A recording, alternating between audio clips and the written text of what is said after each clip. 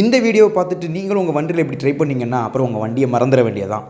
அதுக்கு முன்னால இந்த மாதிரியான யூஸ்ஃபுல்லான விஷயங்களை தொடர்ந்து தெரிஞ்சுக்க நம்மளுடைய இன்ஜின் வாய்ஸ் பேஜையும் சேனலையும் மறக்காம ஃபாலோ பண்ணிக்கங்க. நல்ல நல்ல டிரைவிங் டிப்ஸ் எல்லாம் அடிக்கடி கொரியன் ரீல்ஸ்லையும் ஷார்ட்ஸ்லையும் நம்ம இப்போ பார்த்துக்கிட்டு இருக்கிறோம். இந்த ரீல்ஸில் நம்ம வண்டியை பார்க் பண்ண இடத்துல முன்னாலையும் பின்னாலையும் வண்டி நின்றுட்டு இருந்துச்சுன்னா எப்படி நம்ம வண்டியை வெளியே எடுக்கிறோம் அப்படிங்கிறத பற்றி இந்த ரீல்ஸில் காமிச்சிருப்பாங்க. இவங்க சொல்கிற டிப்ஸ் பிரகாரம் ஸ்டீரிங்கை ஃபுல்லாக லெஃப்ட்டில் திருப்பிட்டு நீங்கள் ஹேண்ட் பிரேக்கை லாக் பண்ணிவிட்டு கம்ப்ளீட்டாக கிளச்சை பிடிச்சிட்டு அதுக்கப்புறம் ஆர்பிஎம் ரைஸ் பண்ணி நீங்கள் மெதுவாக கிளச்சை விட்டீங்கன்னு சொல்லியாச்சுன்னா அப்படியே வண்டி வந்து லெஃப்ட்டில் நகண்டுன்னு சொல்கிறாங்க.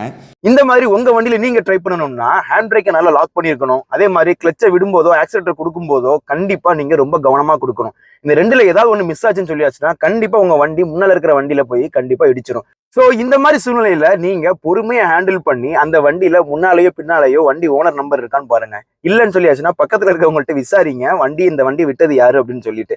அது வரைக்கும் வேற வழியே கிடையாது, கொஞ்சம் பொறுமையா இருந்துதான் ஆகணும். அப்படின்னா தான் நம்மளால வந்து ஒரு சேஃப் ஜேர்னியை நம்மளால கண்டினியூ பண்ண முடியும்.